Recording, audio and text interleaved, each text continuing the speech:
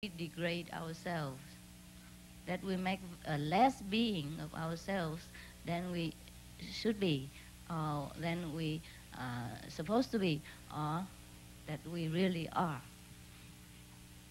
So do not make a less being of yourselves. That's all. That's the only thing about love, okay? About unconditional devotion. It's not for other person benefit. It's for yourself. Because you want to train yourself. You want to show that you are God. You want to realize God. And the only thing to realize God is to act it out. To know that you can do that. You can be like that. You are able to be like that. And to prove to yourself that you are God. And that's why you come here. To want to prove it that you are really God.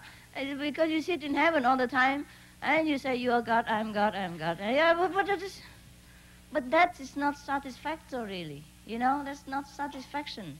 That's why you came here, to act out this power of God, this love that's overwhelming inside your body. That's why we have to do it. It's not for other people's sake. It's for yourself, to realize who you really are, to realize the great being that is within you. So come home and bring this love with you. Don't bring any complaint about retreat. The tent is so small, the weather is so cold, and the person next door snores so loud.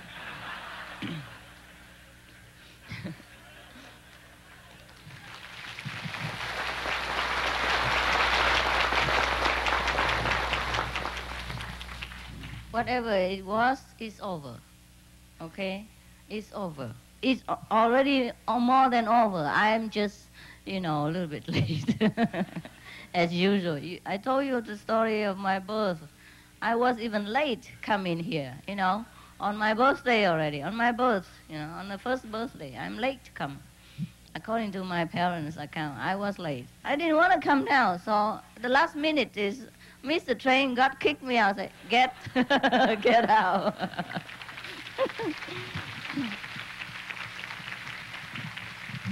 Yeah, I was over 24 hours late, something like that, overdue. I didn't want to come down. I said, what for, I know I am God, and that's all right with me. I don't have to prove it.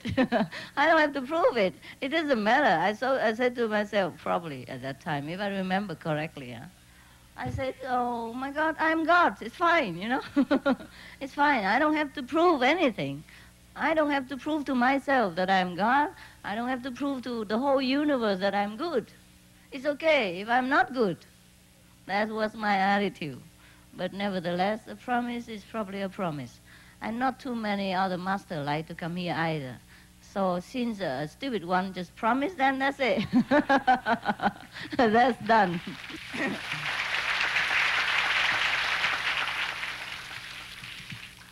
All right, so we'll come back to our focus point.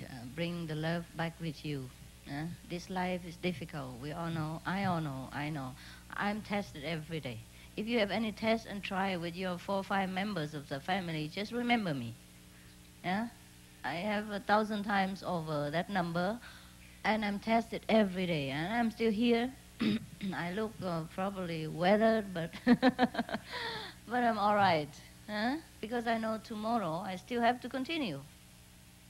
We, the practitioner, cannot just take our life and go. We could do that. I assure you we could do that. But we don't. We won't do it. Why? What's the difference? Living a few more years here and doing a few more good things or going right now and enjoying the eternity. Because we already have that. It will be waiting for us. Okay?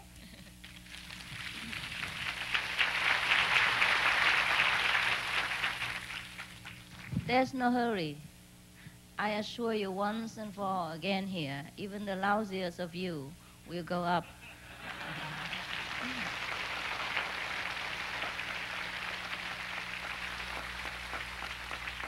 So now the only problem is here and now. Whatever we have to do, we finish with love and devotion, so that the day we go, we don't feel, oh, I should have done better. And then you regret, and then you come back again. I won't come back with you. Not this time. I don't like to. Oh, I don't like. I don't like to come back. I know I appreciate all your love and devotion. I know you have done a great deal for this retreat or any retreat, you know. Like in my house, there's a lot of good things you bought for me, even though I never touch. I never have time to enjoy, and even the fireplace and all that, you know. It burns the whole night when I come back, you know. But I came late last night, about nearly 1 o'clock. So the whole day I don't enjoy anyhow. But I appreciate all that love and preparation. Whoever that was that doing this time, very, very detailed, very considerate. I must thank you very much for all the arrangement for me in my tent. You know, the abundance of things that I could need, but I didn't. Yeah.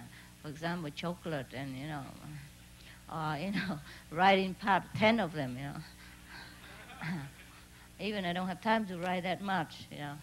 But I appreciate all the arrangement and all the water next to the, you know, next to my tent and the bathroom, you know, provisionary toilet and all that. This is really very, very considerate and very lovingly arranged. I must thank you, the Australian people, and some of the temporary attendants of this retreat.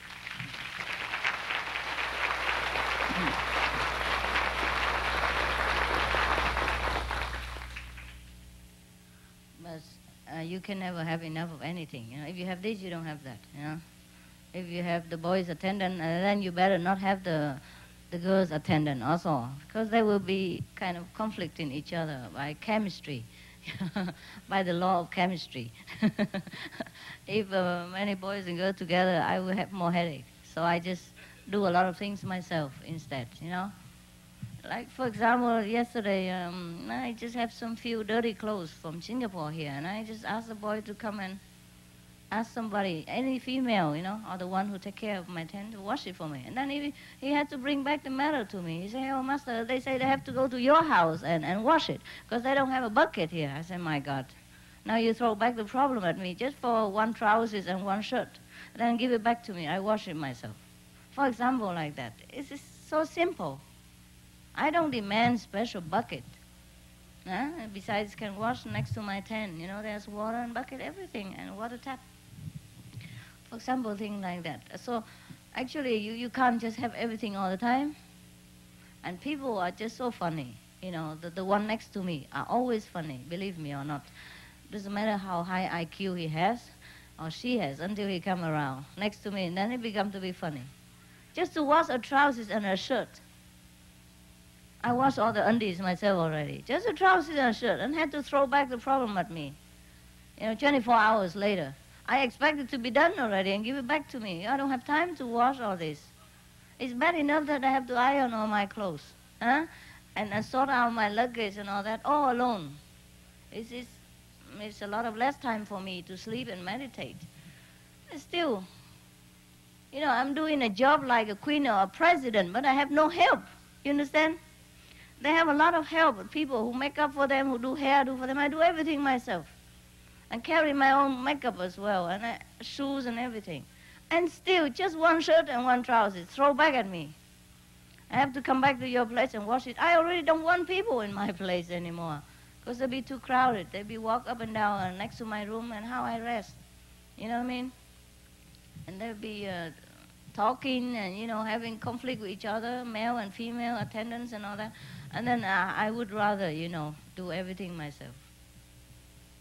So this is, even if you have problem with the retreat, you know, with the tent and with whatever location, whatever neighborhood, bear in mind, I also have problem, okay? I just say you this so you don't complain to me. I complain first, okay?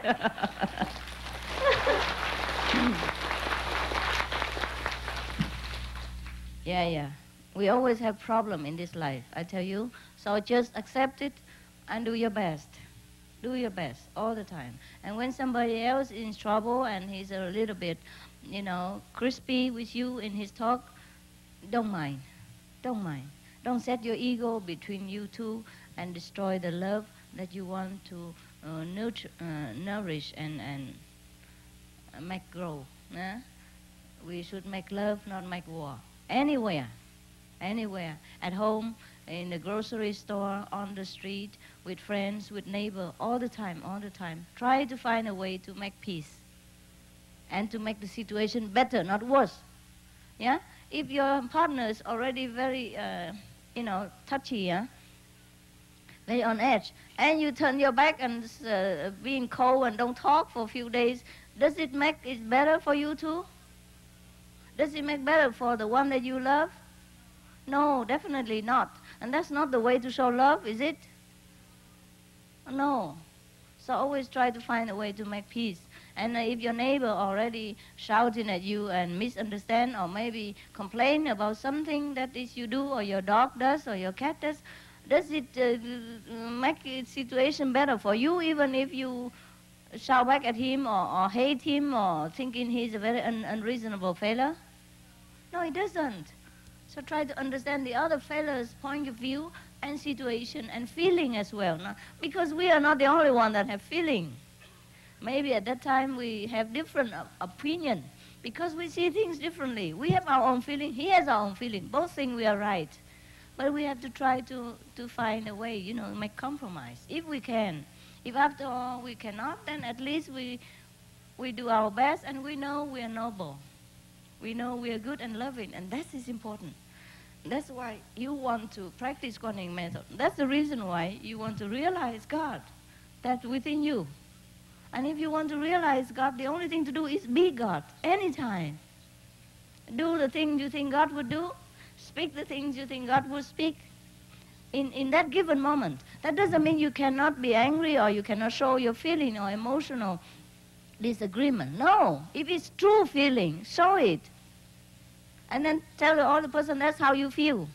You may feel wrong, but that's the way you feel. And it's truly that time you express it in every given moment. You understand? Be true to yourself. Yeah? All right, you want to get rid of me, right? Okay, finish. I'm finished. Enough now. So what do we do next? You go back to your tent, get dressed, and come back, right? Okay, so I see you soon. Anything else you want to tell me? Thanks. Happy birthday. 生日快乐哈。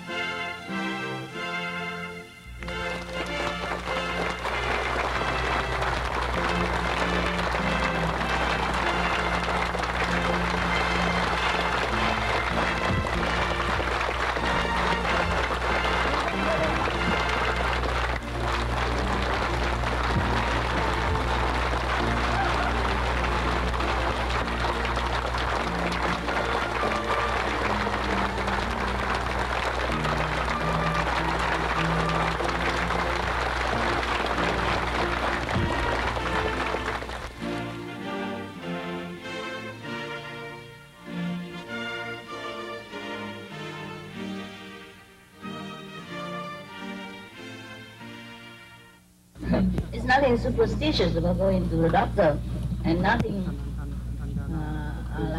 mundane about going to the doctor to take care of your body, even if you are a Buddha. Because your body is just a machine, it's like a car, and if it's old and you have to repair and make lubrication, or maybe change the engine and all that, or change a part of it to make it work. So they have to do that.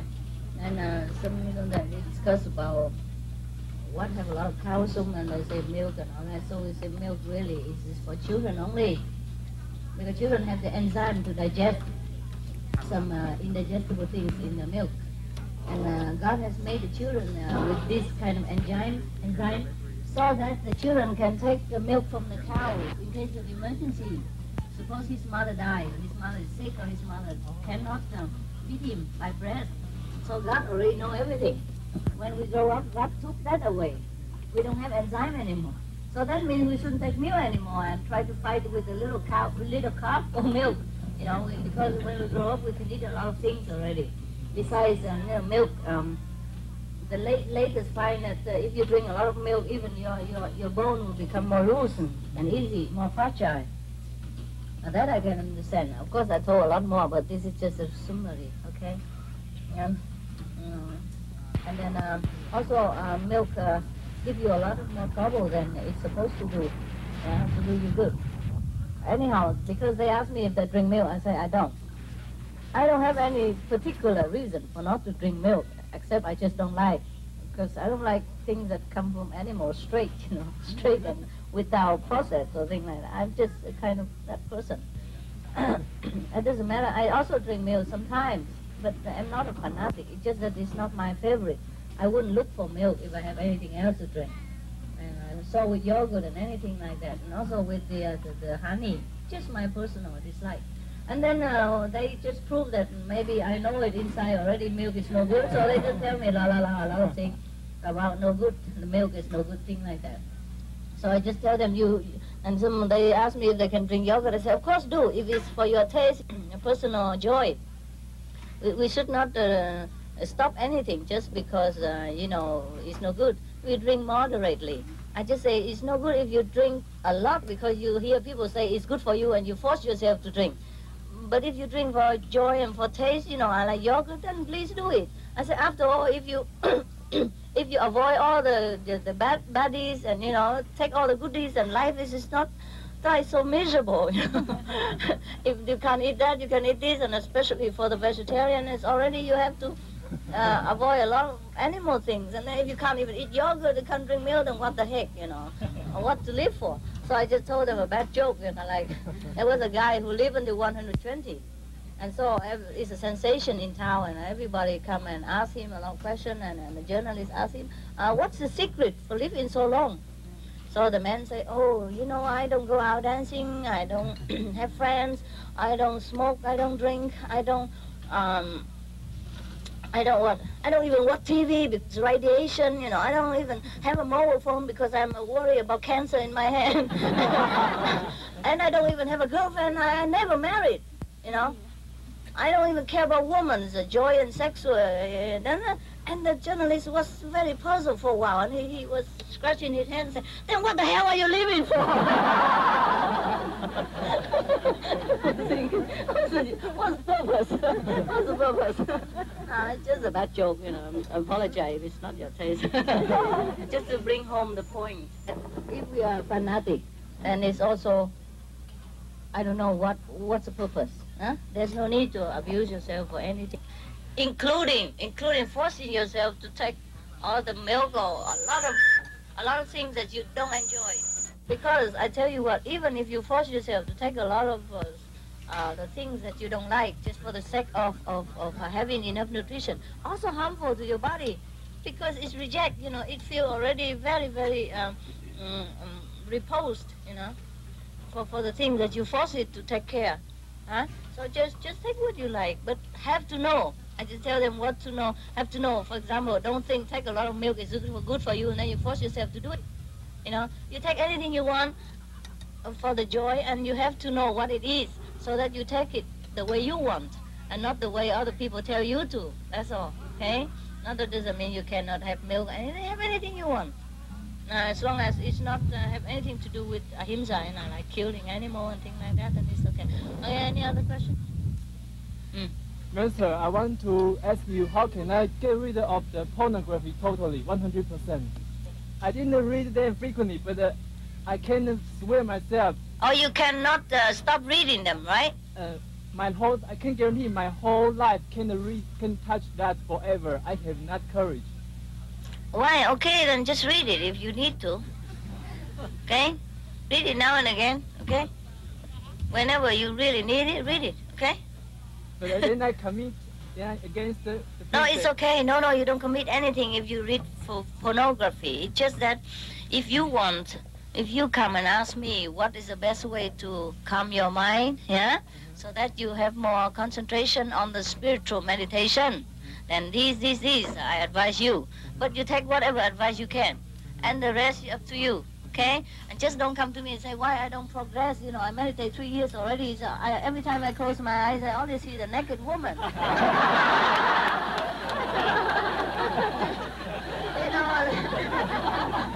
Then you blame me for not telling you the secrets, yeah? And the helping method, that's all. But you don't commit anything the way you live your life. Whatever you live your life is fine with me, okay?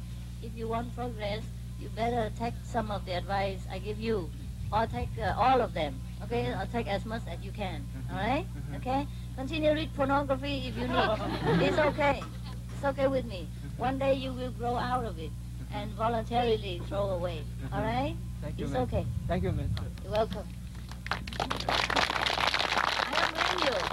They ask about personality problem and how to change, or other people who make mistakes and all that. I said, everybody is responsible for yourself is enough.